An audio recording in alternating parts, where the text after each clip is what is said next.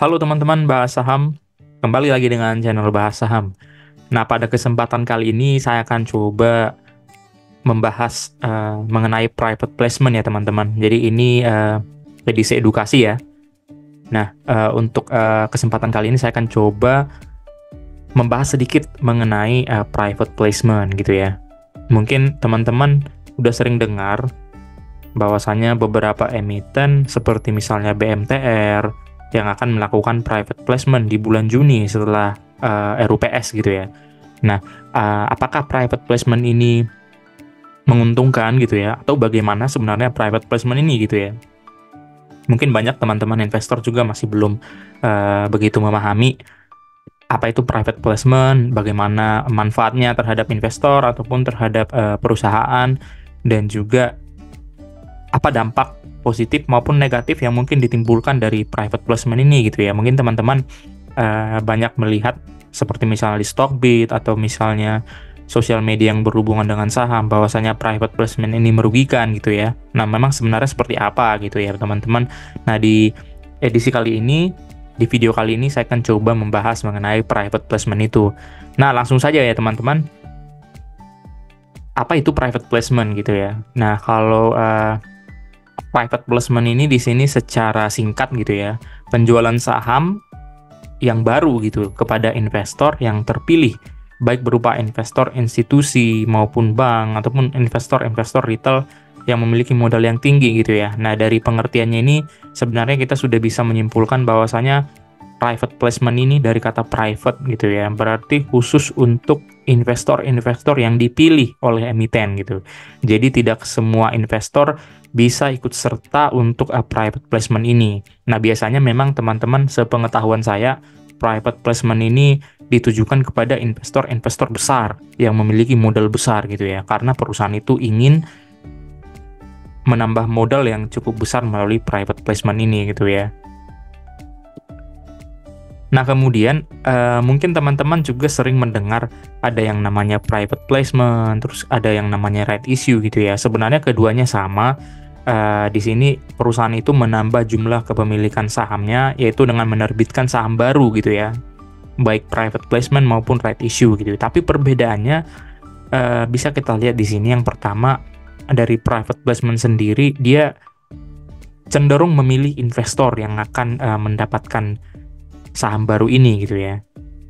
Kalau right issue untuk semua investor itu diberikan kesempatan yang sama gitu ya. Jadi kalau misalnya sebagai contoh saham BRI, dia akan melakukan right issue misalnya di tahun ini gitu ya. Berarti saham BRI akan memberikan kesempatan kepada seluruh pemegang emitennya atau investornya untuk menambah kepemilikan saham gitu ya. Karena kalau misalnya teman-teman gitu ya, kalau misalnya perusahaan itu menambah jumlah kepemilikan saham atau menerbitkan jumlah saham baru keluar gitu ya, berarti otomatis nanti akan menambah jumlah saham yang beredar gitu teman-teman. Jadi dengan menambahnya jumlah saham beredar berarti otomatis pemilik saham juga akan semakin bertambah gitu ya. Nah, bedanya di right issue, dia setiap investor yang sudah punya saham BRI gitu misalnya ya, mereka memiliki kesempatan yang sama, berhak untuk mendapatkan atau penebusan saham berdasarkan tadi jumlah saham yang sudah diterbitkan hal yang barunya gitu ya. Jadi setiap investor di right issue itu berhak untuk memiliki kesempatan yang sama dalam menebus jumlah saham baru yang diterbitin gitu ya. Nah, kalau private placement itu dia tidak semua investor bisa mendapatkan kesempatan yang sama untuk mendapatkan saham yang baru diterbitkan gitu ya. Jadi ini sebenarnya cukup merugikan sebenarnya untuk investor gitu. Nah, nanti akan saya jelaskan kembali di slide berikutnya. Dan di sini untuk private placement itu dia adalah sering disebut non HMETD atau PMTH METD gitu ya. PMTH METD itu sama dengan non HMETD gitu ya. Kalau HMETD itu kan hak memesan terlebih dahulu.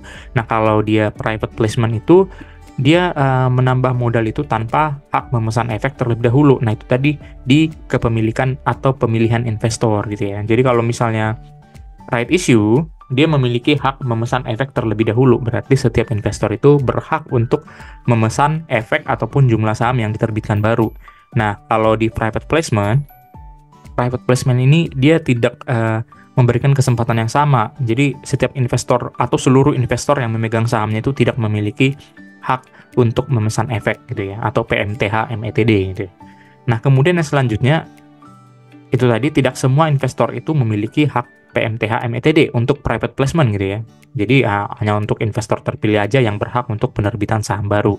Sehingga otomatis ya jumlah saham investor yang terpilih saja yang akan bertambah gitu ya. Jadi yang tidak memiliki hak HMETD itu pasti akan memiliki jumlah saham yang berkurang kalau dipresentasikan gitu ya. Nah, kalau misalnya right issue, semua investor itu memiliki HMETD. Jadi setiap investor berhak untuk menambah jumlah saham yang dimiliki gitu ya, kalau memang dia punya modal gitu ya.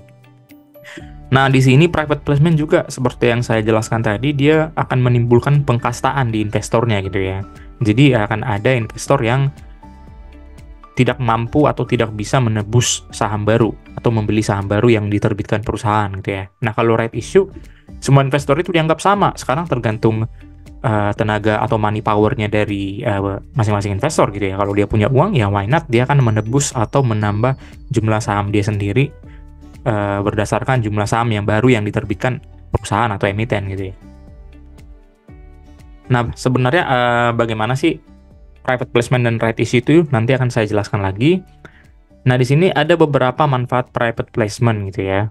Memang kalau kita lihat untuk private placement ini sendiri sebenarnya berdampak positif sih sebenarnya untuk emiten atau perusahaan yang melakukan private placement gitu ya, atau PP gitu ya. Yang pertama, membayar utang kewajiban. Tapi kalau menurut saya pribadi, untuk membayar utang, kalau misalnya sebuah emiten atau perusahaan melakukan yang namanya PP atau private placement, tapi tujuannya untuk membayar utang, ya memang menguntungkan untuk dia gitu ya, untuk emitennya. Tapi ini menjadi dampak yang negatif kepada investor atau pemegang sahamnya, karena berarti dia menimbulkan utang.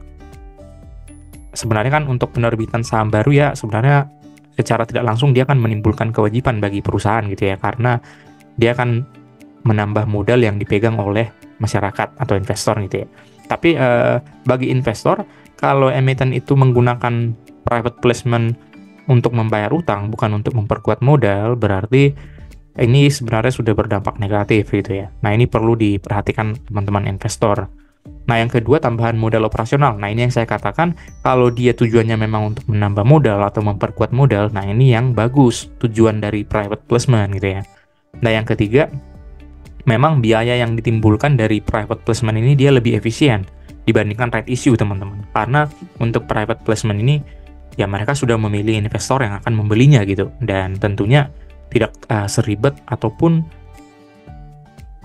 memiliki lebih banyak prosedur dari yang namanya right issue, karena right issue tadi untuk keseluruhan investor gitu ya. Nah, yang terakhir, nah itu tadi proses lebih cepat dari right issue gitu ya. Right issue kan emitennya itu harus memilih atau melanjutkan proses keseluruhan investor yang memegang sahamnya gitu ya. Jadi memang lebih cepat right issue karena memang pangsa pasarnya atau investor yang sudah atau yang bersedia membeli saham yang diterbitkan baru itu sudah jelas gitu ya. Daripada right issue, mereka investor-investor itu diberikan kesempatan yang sama, jadi itu memiliki waktu yang lebih lama dibandingkan right issue gitu ya.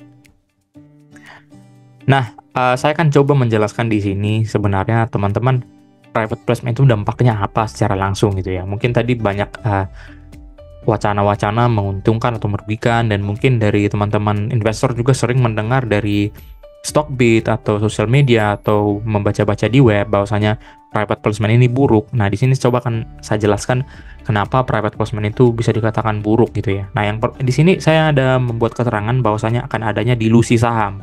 Artinya dilusi saham ini, kepemilikan investor itu akan menurun karena penambahan saham baru.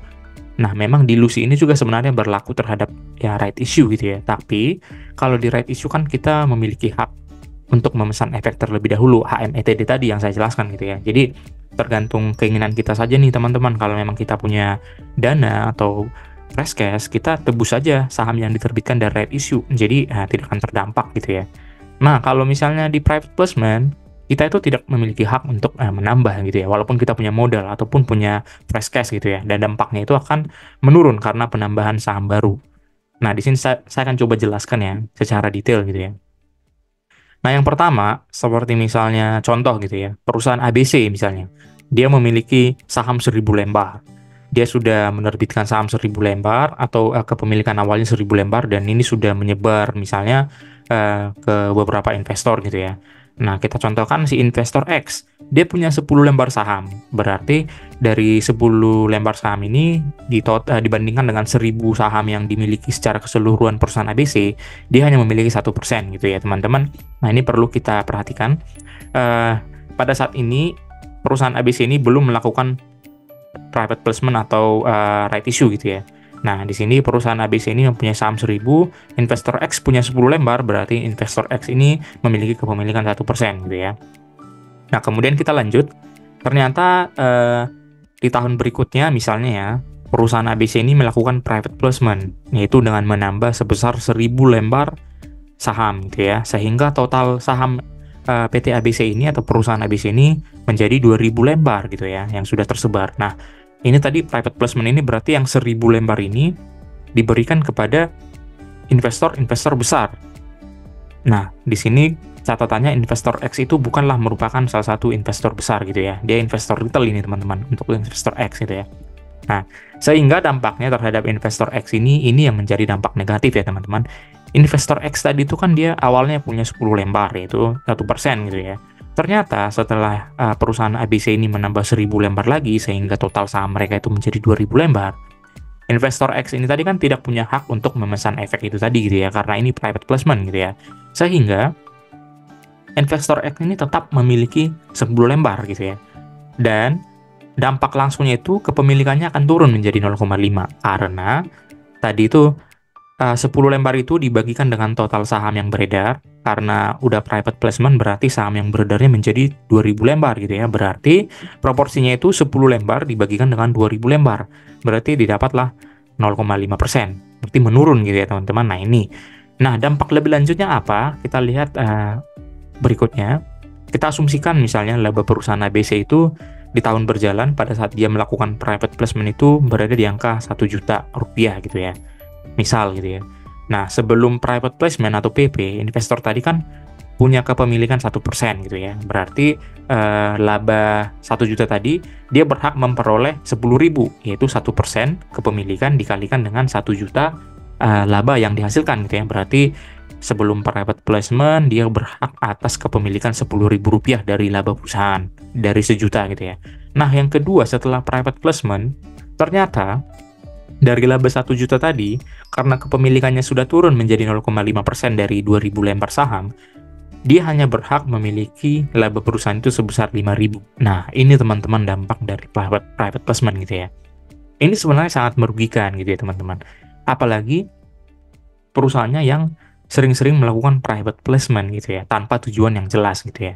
Nah, ini yang menjadi perhatian kita investor, karena dengan adanya private placement tentunya pasti akan menggerus kepemilikan kita dan hak kita atas laba perusahaan juga pastinya akan menurun karena kepemilikan tadi sudah menurun gitu teman-teman.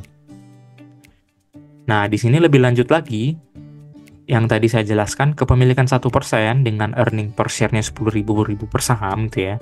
Dengan adanya private placement, si investor X tadi itu akan memiliki kepemilikan 0,5% dengan earning per share turun juga menjadi 5.000 per saham gitu ya. Nah, ini dampak merugikan sebenarnya dari private placement teman-teman.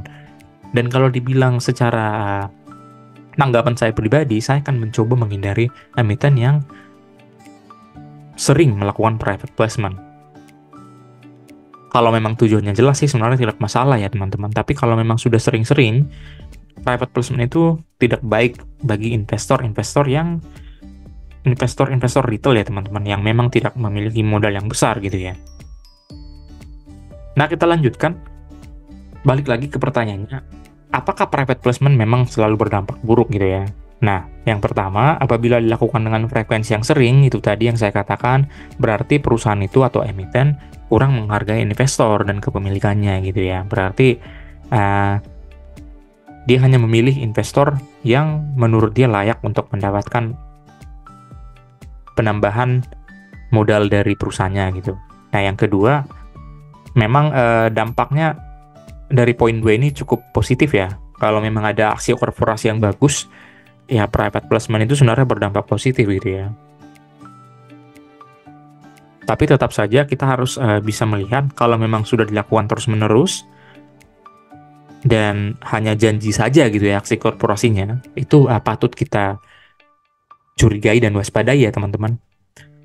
Nah, yang ketiga tadi yang sudah saya jelaskan sebelumnya juga, apabila digunakan untuk melunasi utang, maka perlu diwaspadai teman-teman. Jadi tujuannya itu diperhatikan dulu, apakah memang untuk memperkuat modal atau melunasi utang gitu ya.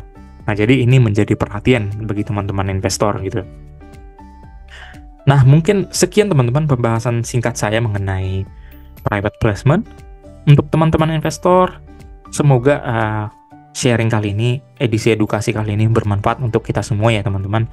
Akhir kata, keep moving investor dari saya sendiri, yaitu dari channel Bahas Saham. Kita harus tetap melaju teman-teman. Kita harus memperkaya diri kita dengan pembelajaran-pembelajaran saham, dan semoga sharing kali ini berguna bagi kita semua dan tentunya akan menghasilkan cuan di tahun 2024. Terima kasih.